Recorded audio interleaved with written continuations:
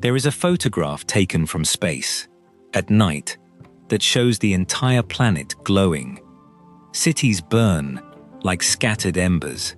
Coastlines trace themselves in living light. And in the middle of one of the most densely populated regions on Earth, pressed between the blaze of China to the north and the blaze of South Korea to the south, there is a hole, a void, a country-shaped absence where the light simply stops.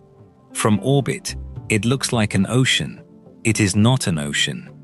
That darkness is a nation of roughly 26 million people. They are born inside it. They fall in love inside it. They raise their children, grow old, and are buried inside it. They have just never once, in 3 generations, been allowed to turn the lights on for the rest of the world to see. The world thinks it knows this place. The missiles, the marching soldiers, the portraits on the wall. The man whose name arrives only ever attached to a threat. We have been shown the same handful of images so many times that we have stopped seeing a country at all. Only a symbol, a danger, a punchline. But what if the most isolated nation on Earth is also the most misunderstood? What if, behind the wall, there is not a cartoon, but a place, with mountains older than any empire, a capital built to be looked at and never entered, and 26 million ordinary human lives unfolding in a darkness we were never meant to see into? What happens to a people when every door is sealed, not for a year, not for a decade, but for 70 years? This is North Korea, not the headline. What lives inside the dark? Before we step inside, hold the scale of what we are looking at. North Korea, officially the Democratic People's Republic of Korea, occupies the northern half of the Korean peninsula. It is bordered by China and Russia along the Yalu and Tumen rivers to the north, by the Yellow Sea to the west, the Sea of Japan to the east, and to the south, by the most fortified strip of land on Earth. It declared itself a state in 1948. 2 years later, it invaded the south. The war that followed, the Korean War, killed an estimated 2 to 3 million people in 3 years, most of them civilians. American bombing destroyed as much as 85% of the country's buildings. And then, in 1953, it ended. Not with a victory, not with a treaty, but with an armistice, a ceasefire, a pause. 73 years later, that pause has never become peace. No peace treaty has ever been signed. Technically, legally, the war you are about to travel through has never ended.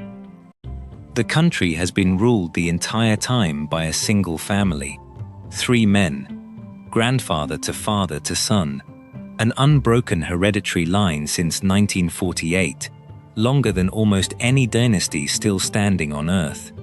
Its borders are sealed on every side.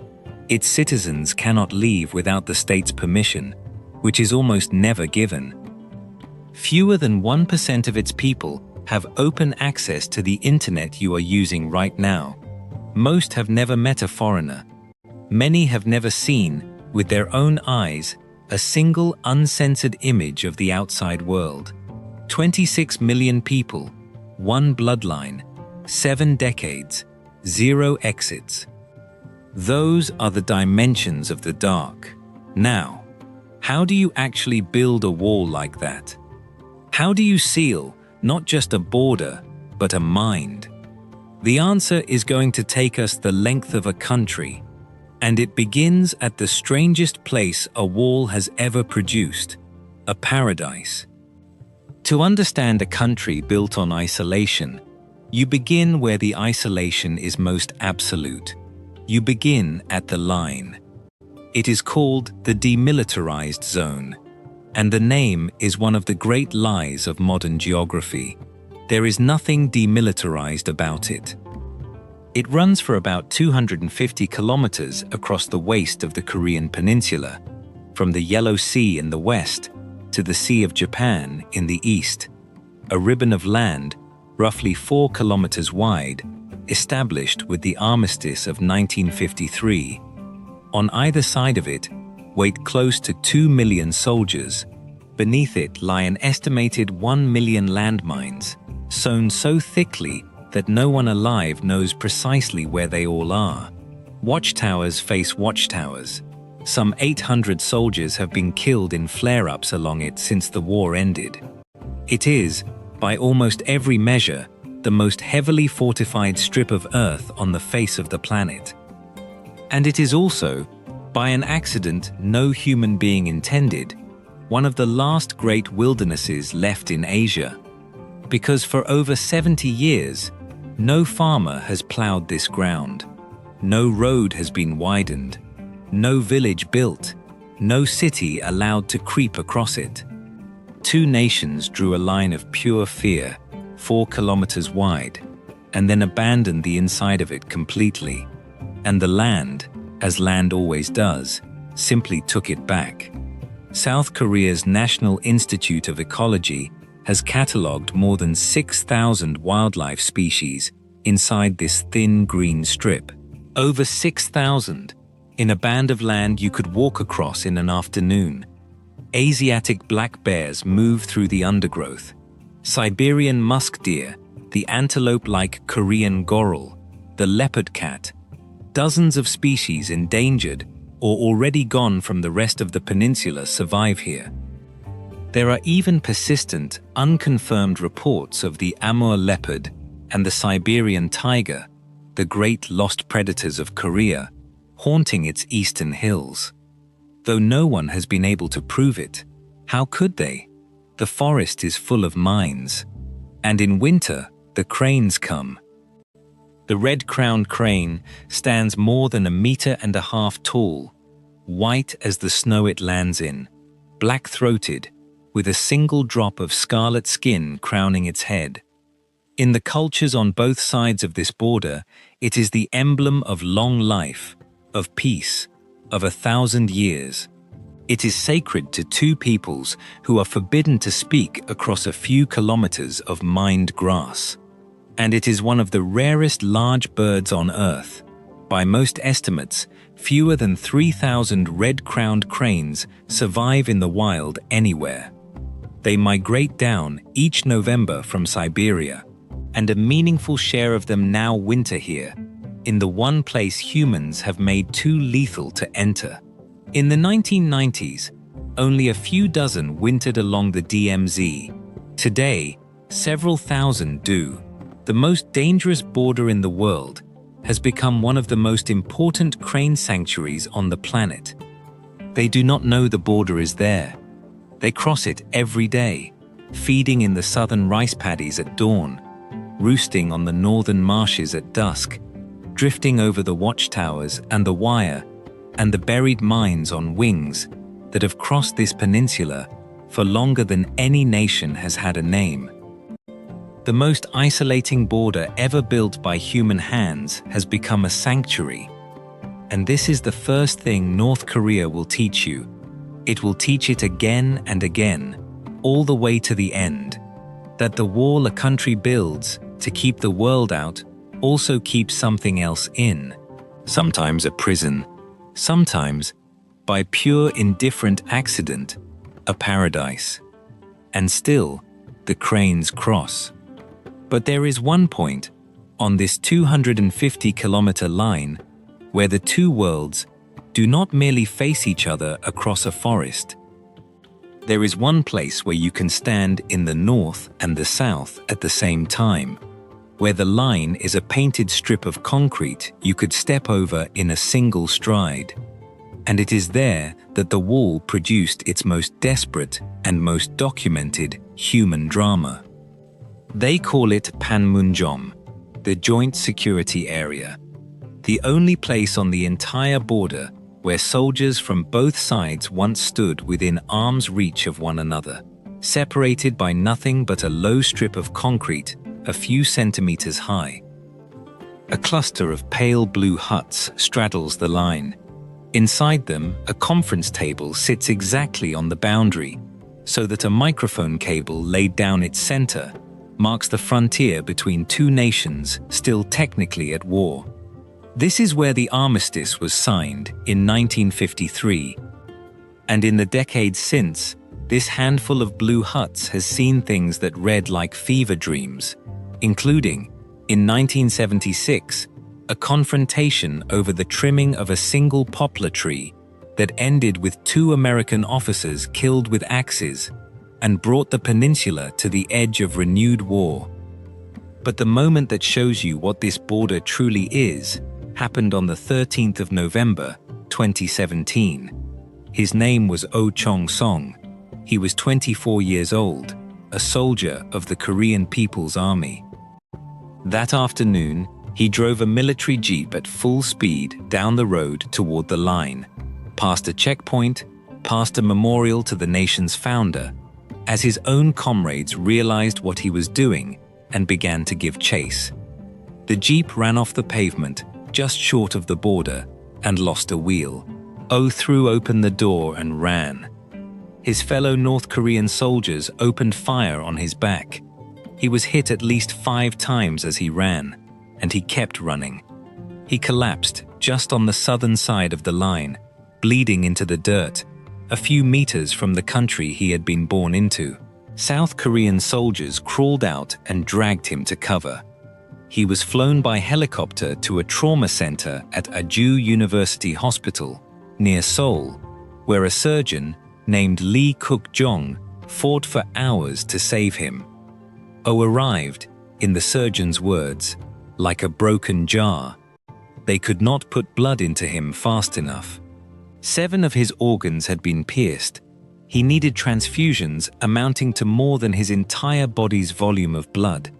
And during the surgery, Lee found something he had never seen in 20 years of operating: parasitic worms, alive, in the soldier's intestines. One of them was 27 centimeters long. They were a sign, written inside his body, of the hunger and the conditions of the country he had just torn himself out of. He survived. Against every expectation, Oh Chong-song lived. A few meters, that is the width of the gap between the most isolated nation on Earth and the rest of us. A few meters of concrete and grass that 1 million mines and 2 million soldiers exist to keep uncrossable. Most who dream of crossing here never try. Almost none who try survive. The line you could step over in a single stride is, for nearly everyone born on the wrong side of it, the most impossible distance in the world. And still the cranes cross it, every winter, without even knowing it is there.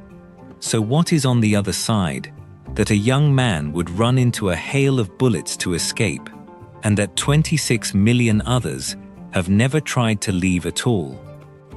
To answer that, you have to go where the regime most wants you to look. You have to go to the city it built to be seen. The road north runs toward a city designed, more than any other on Earth, to be photographed: Pyongyang, the capital. Around 3 million people in a nation of 26.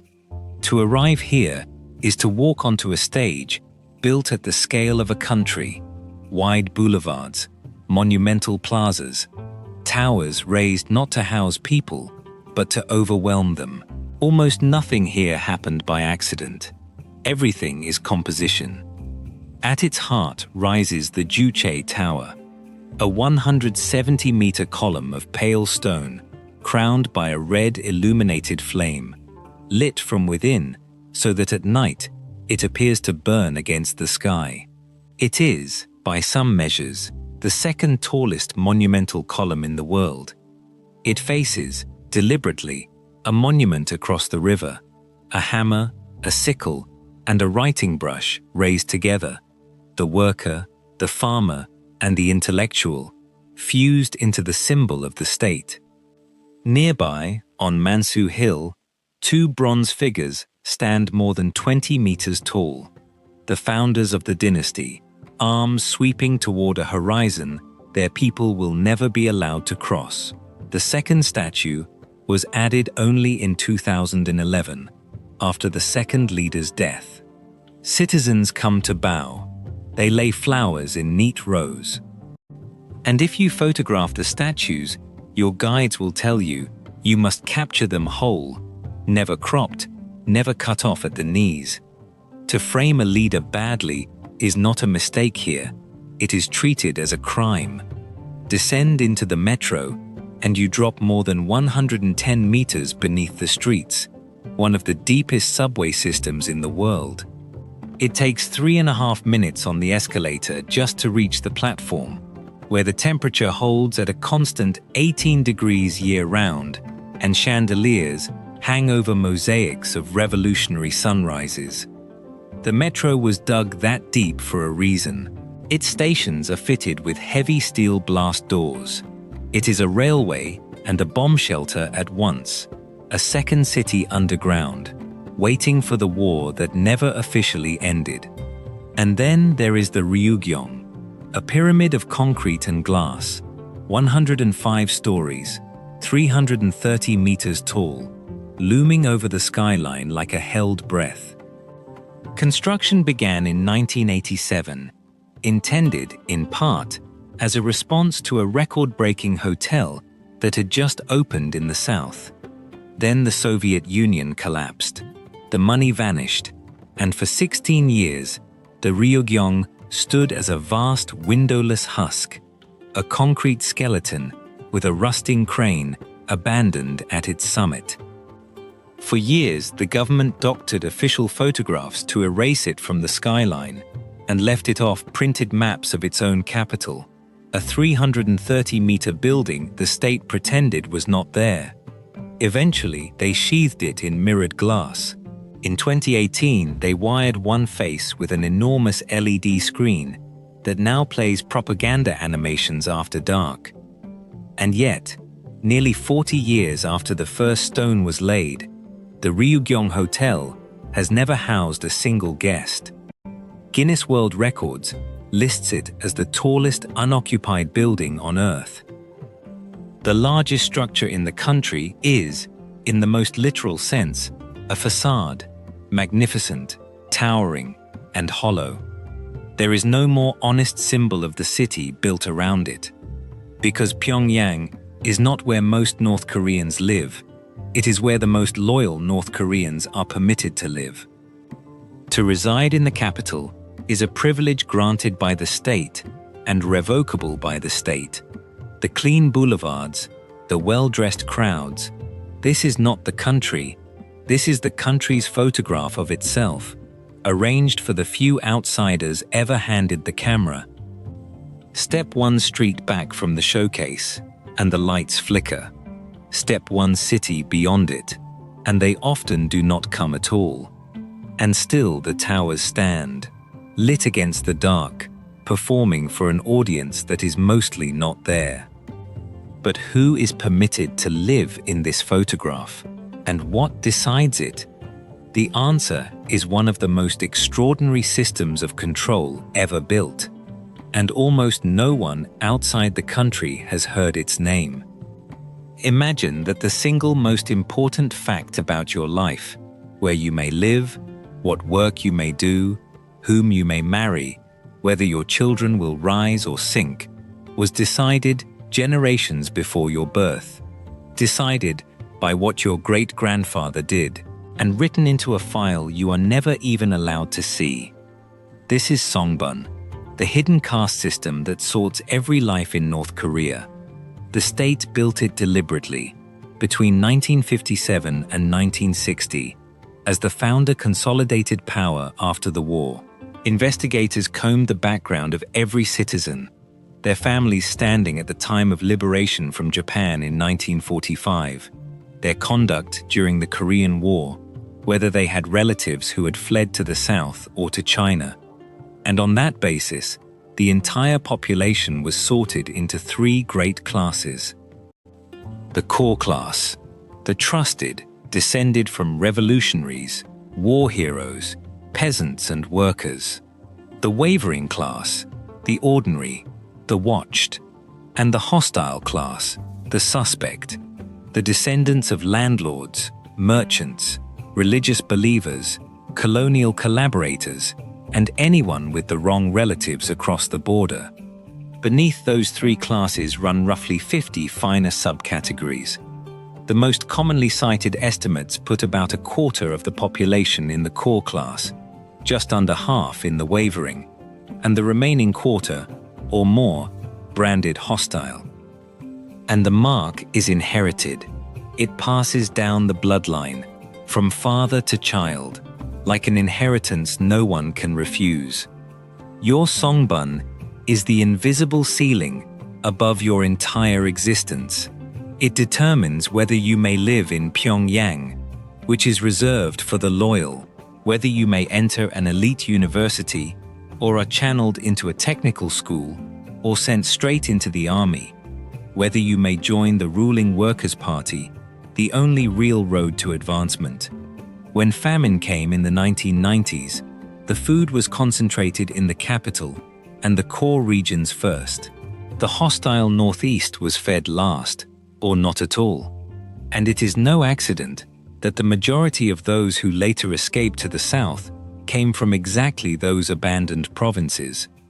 Human Rights Watch documented one young man. They called him Choi. His grandfather's history had marked the family. His parents had grown wealthy in the new markets and spent that wealth on bribes. They paid to smooth his path. Every one of his university applications was rejected anyway.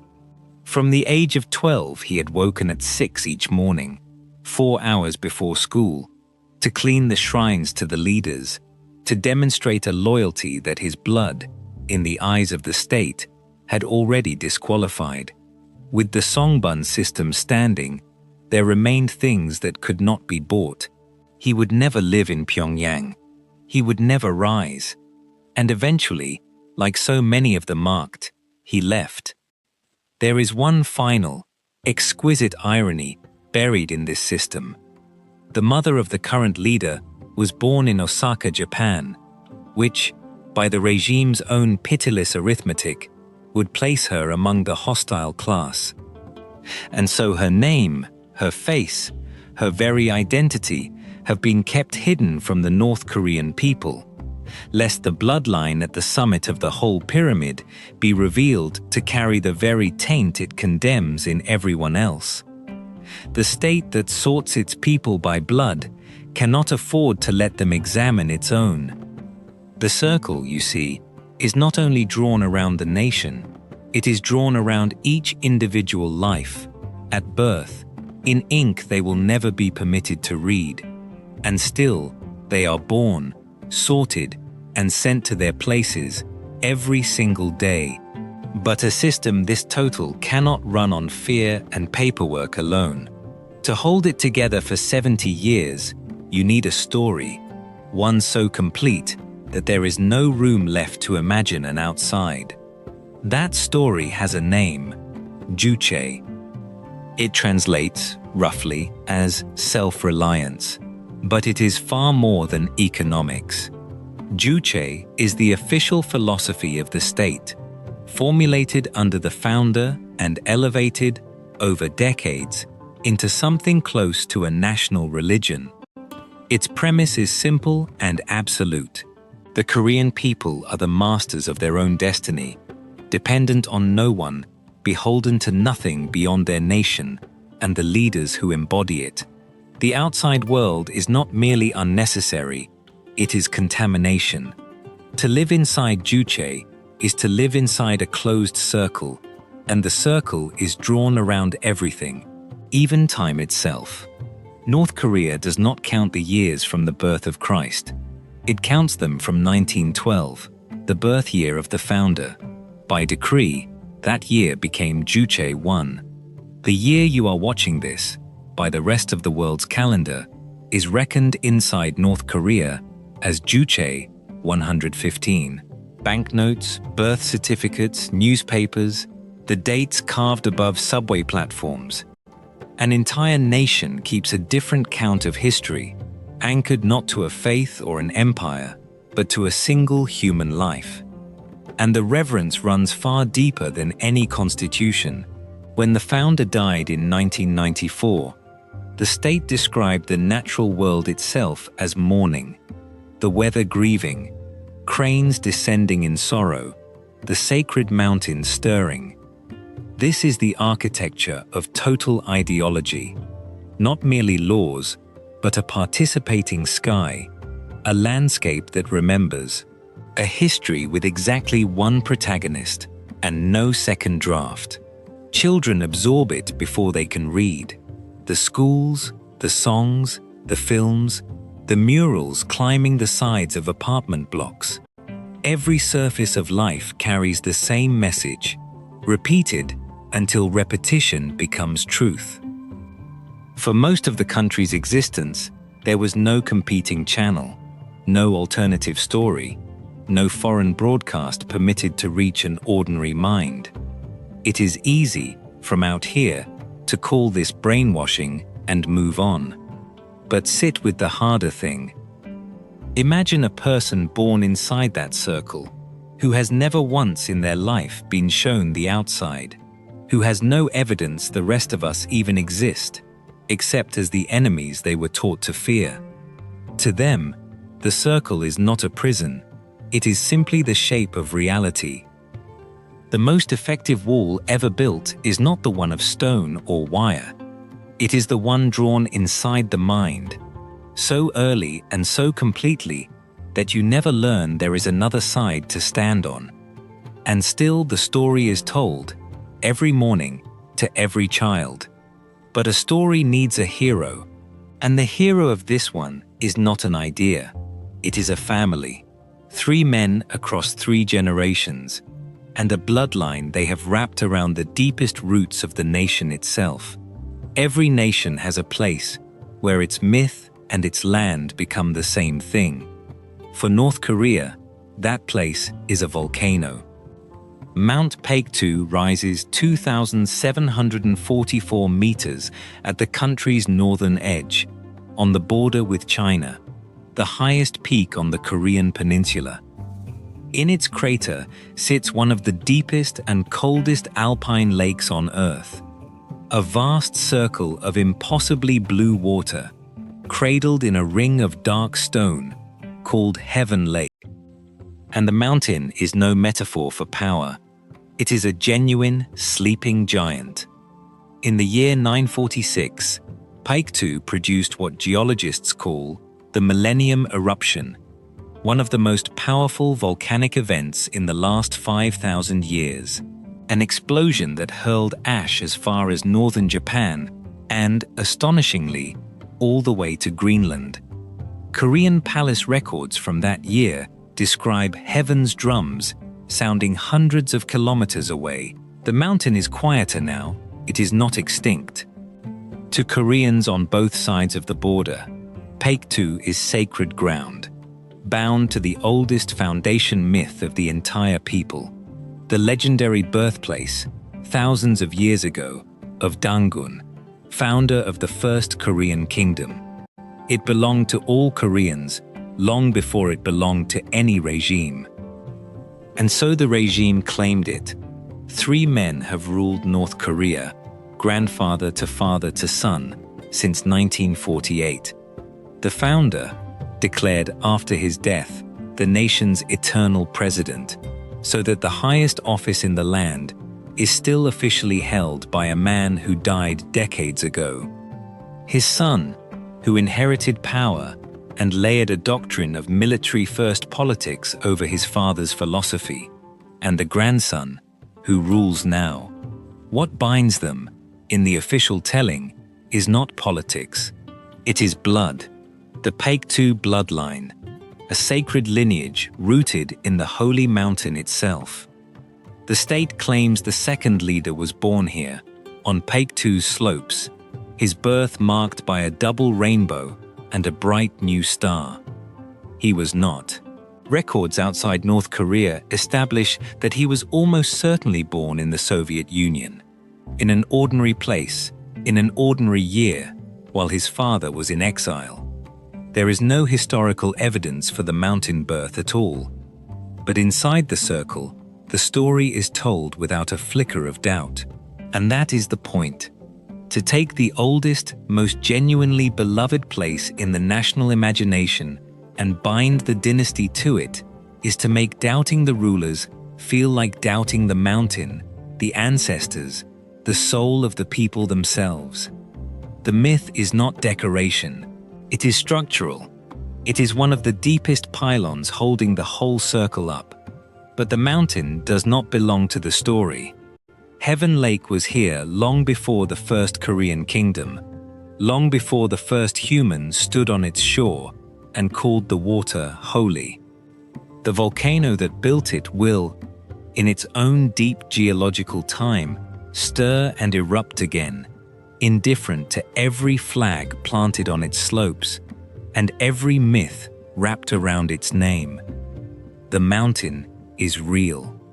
The story draped across it is only the most recent of many, and it will not be the last.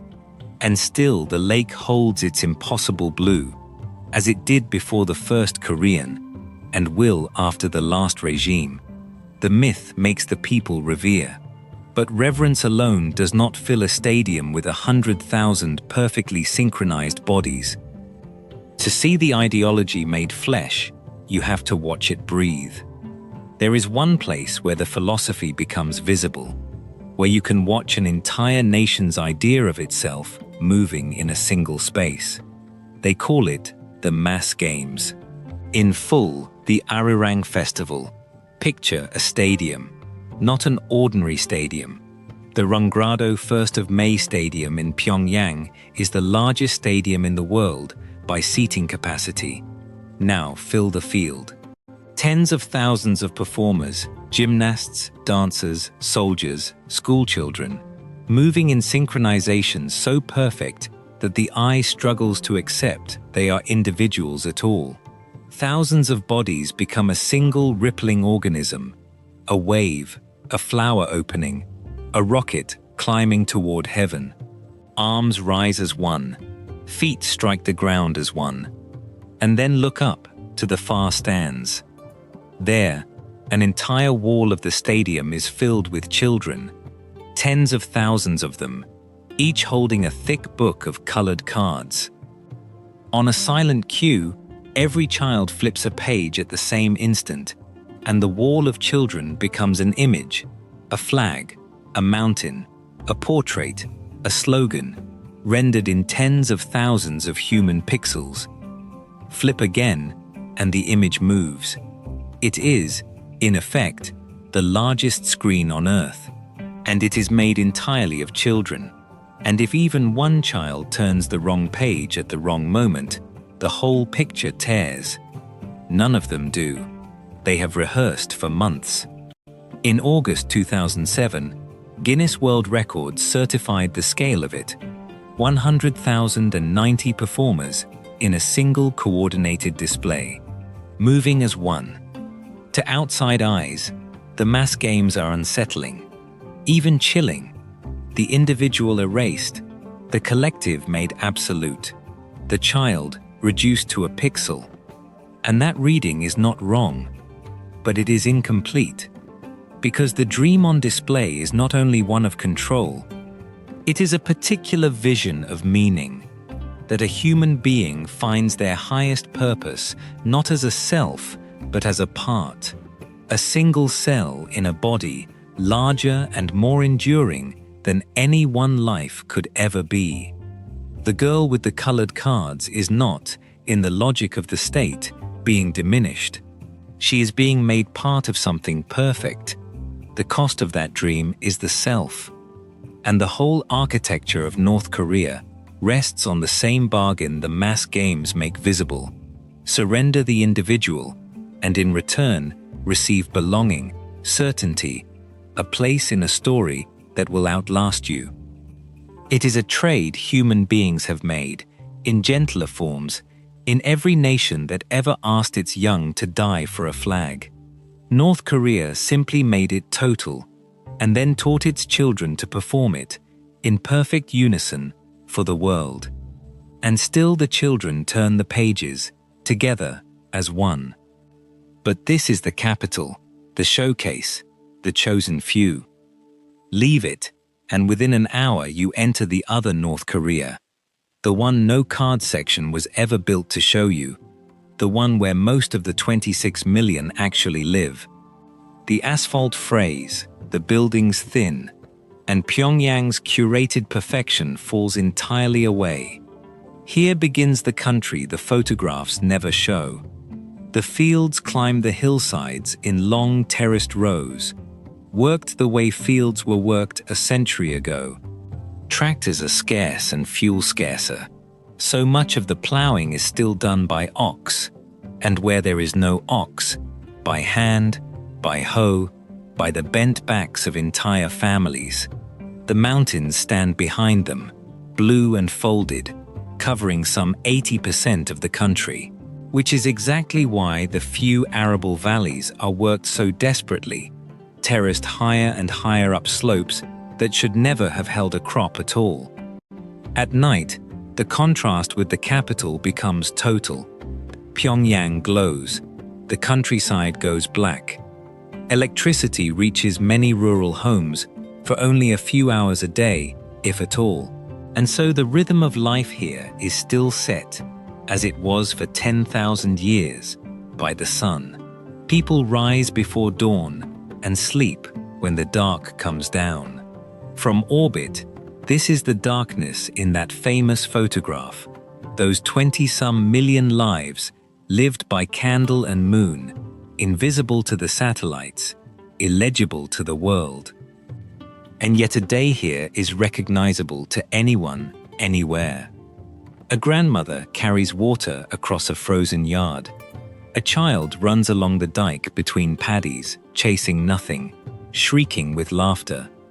Smoke rises from a cooking fire and hangs in the still cold air. An old man sits in a doorway and watches the light change on the mountains he has watched his whole life, the same mountains his father watched, and his father's father, long before there was a regime to tell him what they meant. The state is loud here too, the slogans on the walls, the broadcasts, the eternal struggle. But the actual texture of existence is smaller and far older than any of it. It is rice and water and weather and family. It is the things that were here before the regime and will remain when the regime is gone. This is the second great lesson of the country. The state is loud, life is quiet, and the quiet is where the people actually are. And still the morning comes, and the fields are worked, and the smoke rises into the cold. But this gentle, ancient rhythm hides something terrible. Because this same patient countryside once became the stage for one of the worst catastrophes of the modern age, a disaster the rest of the world barely noticed, unfolding a few kilometers from one of the richest nations on Earth. In the 1990s, the world North Korea secretly depended on quietly collapsed. The Soviet Union, which for decades had propped up the economy with cheap fuel, food, and trade, dissolved in 1991. The subsidies stopped. Energy imports fell by as much as 3/4. Fertilizer production, which ran on that fuel, ground to a halt, and harvests plummeted. Then, in the summer of 1995, the rains came. 10 days of monsoon that, by some accounts, put a quarter of the nation's rice paddies underwater. A nation built on the promise of total self-reliance discovered, all at once, how little of it had ever truly been self-reliant. The state called the years that followed the arduous march, a phrase borrowed from the founding mythology, chosen to recast catastrophe as heroic endurance. What it actually was famine, one of the worst the late 20th century produced, running roughly from 1994 to 1998. Out of a population of around 22 million, the estimates of the dead range enormously, from a few 100,000 at the lowest credible end to as many as 3.5 million at the highest. A commonly cited figure falls somewhere between 600,000 and 1 million. The country's isolation means the true number may never be known. People ate grass, tree bark, the roots of plants. The government's own cheery slogan urged citizens to eat only 2 meals a day. Children stopped growing. A generation came of age shorter and slighter than their parents, carrying the measure of those years in their very bones. And here the cruelest mechanism of isolation revealed itself in full.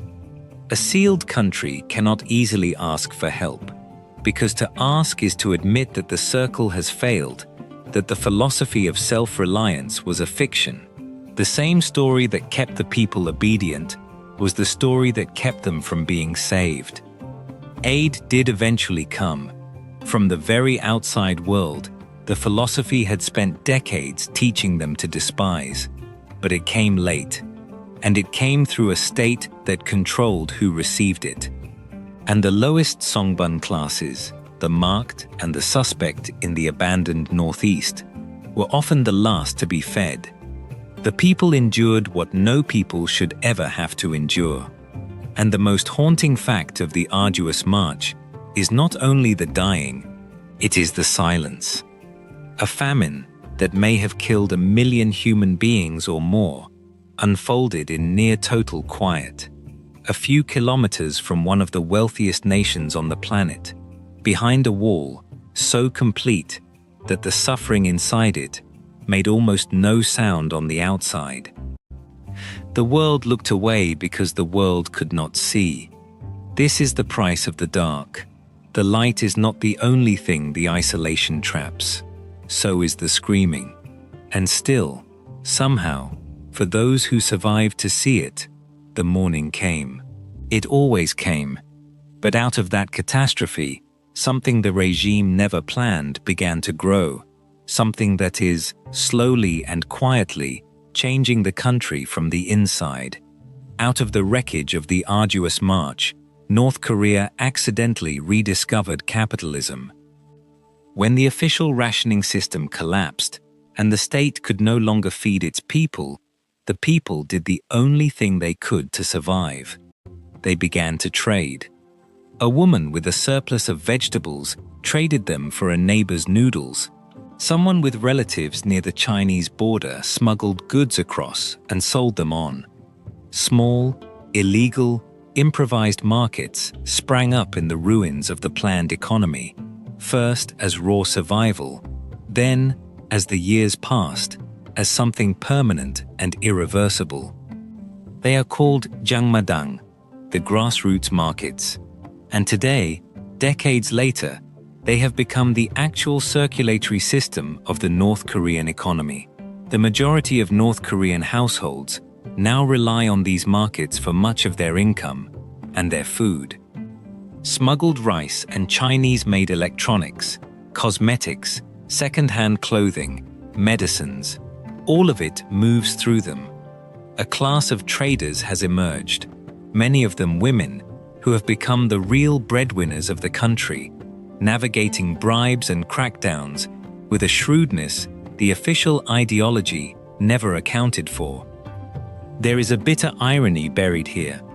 During the worst of the famine, it was sometimes the hostile class, the people the state had cut loose, who had never depended on its rations, who proved best at surviving on their own. The state's response has been a long, uneasy surrender. The markets are too essential to crush. Without them, people would starve again. And so, they are tolerated, taxed, periodically suppressed, and tolerated once more. A government founded on the total control of its people has been forced to live alongside a vast informal economy it cannot fully govern.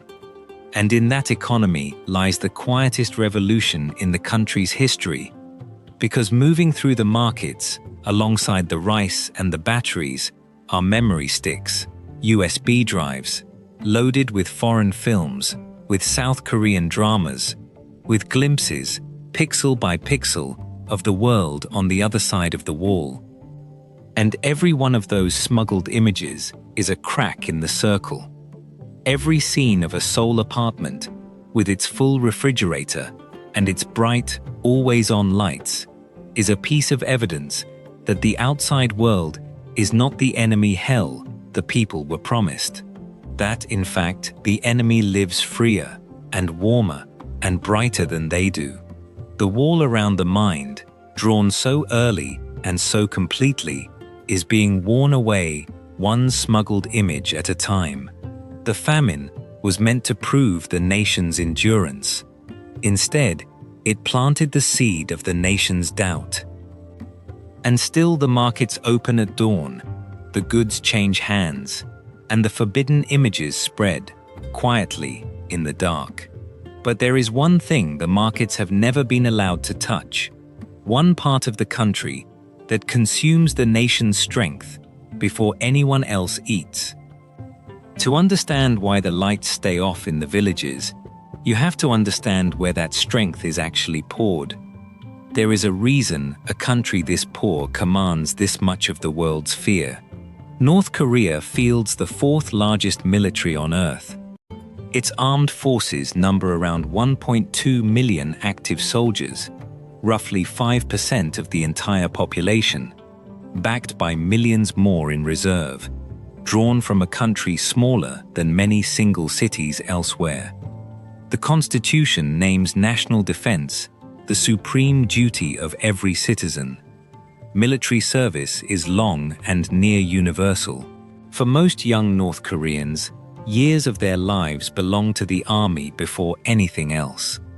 A doctrine of military-first politics, layered onto the founding philosophy, placed the armed forces at the very center of national life, fed first, funded first, honored first, even as the countryside went dark and hungry. The regime has spent, by some estimates, close to a quarter of its entire economy on its military. Along the border, the threat is not abstract. Thousands of artillery pieces sit within range of Seoul, a city of roughly 10 million people, the beating heart of South Korea, just kilometers from the line. The grim arithmetic of the peninsula has held for decades that any full-scale war could bring catastrophe to one of the world's great cities within minutes. It is a gun held to a metropolis, and it has not been lowered in 70 years. And then there are the weapons that made a small, isolated nation impossible to ignore. North Korea pursued, in defiance of the entire world and at staggering cost to its own people, the development of nuclear arms. It withdrew from the Global Nuclear Non-Proliferation Treaty in 2003. On the 9th of October 2006, it detonated its first nuclear device underground, becoming the 10th country on Earth to build the bomb. 5 more tests followed, each, broadly, more powerful than the last. For the regime, the logic is brutally clear. A nuclear weapon is the ultimate guarantor of survival. It is the reason, in Pyongyang's calculation, that no foreign power will ever do to its leaders what was done to other isolated rulers who gave their weapons up. The bomb is not, in the regime's eyes, an act of aggression. It is an insurance policy, the final wall, the one that makes all others unbreakable from outside. This is the cruelest equation in the whole country. The same state that could not feed its children during the famine found the resources to build rockets capable of crossing oceans. The darkness in the villages and the fire of the missile tests are not contradictions. They are the same choice, made over and over, that the survival of the circle matters more than the comfort or the lives of the people inside it. And still the army drills, and the rockets rise, and the lights in the villages stay dark. But in our century, the regime defends one border more fiercely than any minefield or missile. It is the border around what its people are allowed to know. Consider the internet, the technology that, more than any other, dissolved distance across the entire planet, that put the sum of human knowledge into billions of pockets. North Korea simply did not let it in. The global internet, the one carrying this very documentary, is accessible to almost no one inside the country. By most assessments, fewer than 1% of citizens, a tiny and closely monitored elite of officials and scientists. Everyone else, if they connect to anything at all, connects to something else entirely, a national intranet called Pyongyang, maintained by the state, a walled garden of approved material, sealed off completely from the World Wide Web. Mobile phones have spread. There are now millions of subscribers on a domestic network, but they cannot call abroad, and they cannot reach the open internet. A country-sized network with no exit and no outside. It is the philosophy of self-reliance, enforced at the level of information itself. No foreign news, no outside search, no platform linking a citizen of Pyongyang to a citizen of anywhere else on Earth. For decades, radios and televisions sold in the country were fixed to receive only state channels. To own a device that could reach a foreign broadcast was a crime. To be caught with smuggled foreign media has carried punishments severe enough to deter all but the most desperate. The result is a population sealed not only behind a physical border, but inside an informational one. For most of the country's history, the average citizen has had almost no way to verify anything the state tells them, and almost no way to learn anything the state chooses to withhold.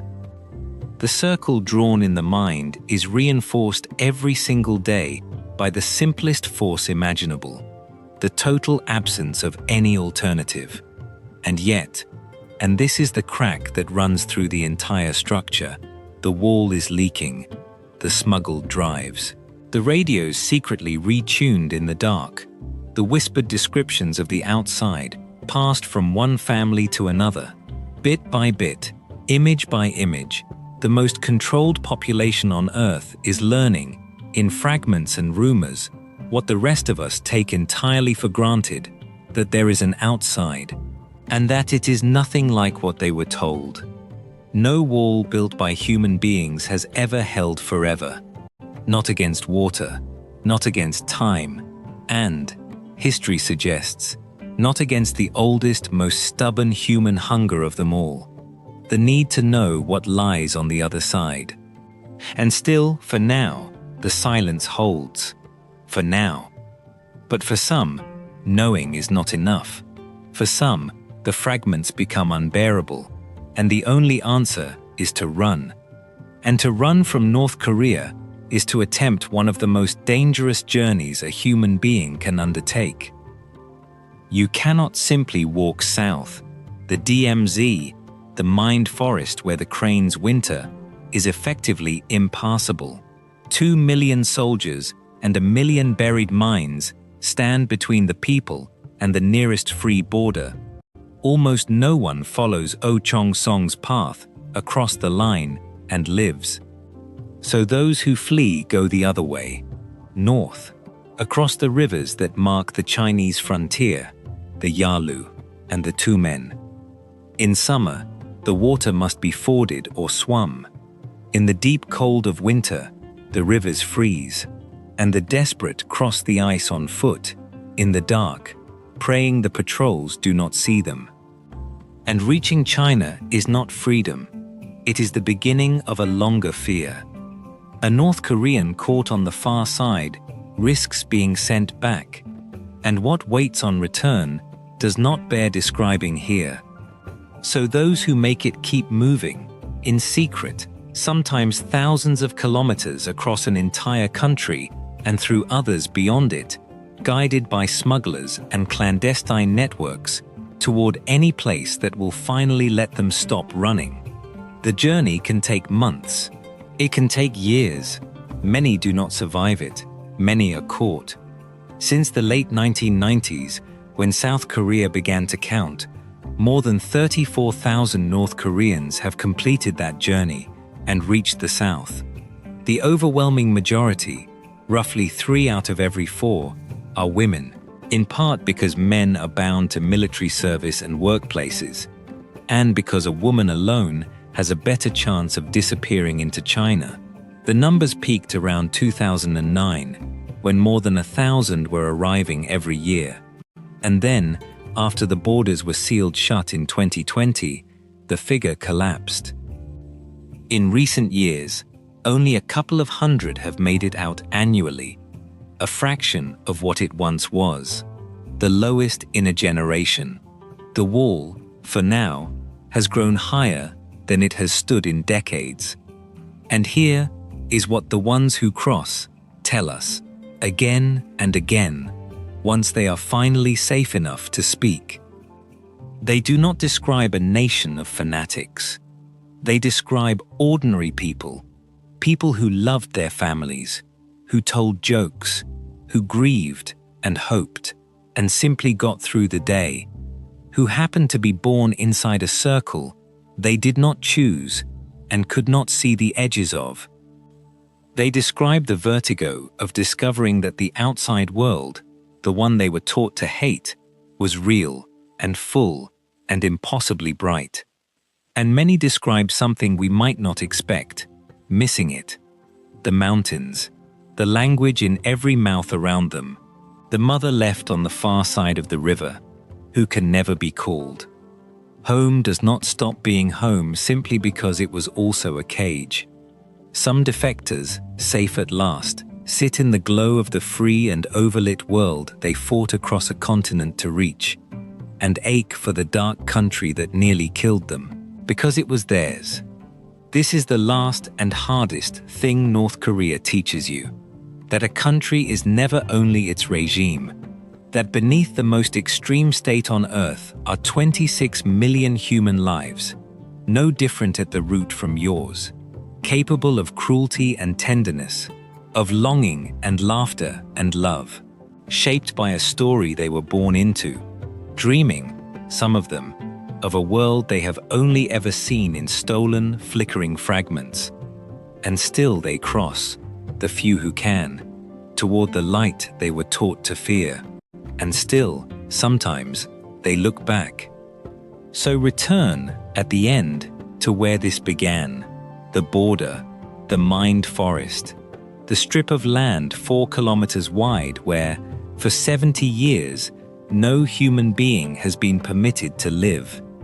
It is winter again, and the cranes have come. They descend onto the frozen marshes at dusk, white against the gathering dark, folding their enormous wings with a slow, ancient grace. They have crossed the most fortified border on earth, without papers, without permission, without the faintest knowledge that it is there. To the red-crowned crane, the DMZ is not a Cold War wound, not the last front of an unfinished war, not a wall around 26 million mines. It is simply a quiet wetland, undisturbed, a good place to spend the winter. The watchtowers mean nothing to them. The 2 million soldiers mean nothing. The 70 years of silence mean nothing at all. The cranes have wintered on this peninsula for longer than there has been a Korea to divide. They were here before the dynasty, before the famine, before the missiles, before the line was ever drawn across the waste of the land. They will be here after. Their migration is older than the regime, older than Juche, older than the very idea that a strip of earth could belong to one nation and be forbidden to another. Empires draw borders. Philosophies build walls inside the mind. Mountains are wrapped in myths, and the cranes fly over all of it, every spring and every autumn, on a route written into their blood before the first human being ever stood on this land and called it home.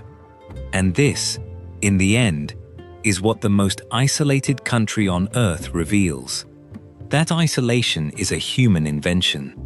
A wall, a wire, a calendar, a caste, a philosophy. a darkness drawn deliberately across the map. It is the one thing nature never builds. The land does not recognize the border. The mountain does not know the bloodline. The river does not guard the frontier. The cranes do not see the line. The wall exists only in the world of human beings. And like every wall human beings have ever built, it is temporary. It will hold for a while, and then, as walls do, it will not. Somewhere tonight, behind that wall, in the dark the satellites cannot read, a grandmother carries water across a frozen yard. A child sleeps beneath a portrait that is required by law. An old man watches the last light fade on mountains he has known his entire life.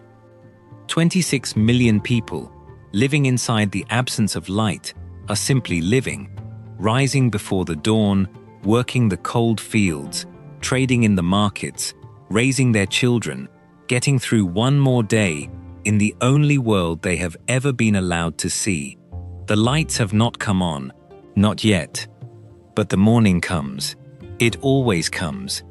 And one day the wall will too fall, the way every wall finally falls, the way the famine cracked the circle, and the smuggled images are cracking it still, the way water finds every seam in the stone. And the light that is already leaking through, image by image and year by year, will pour through all at once. The cranes will not notice.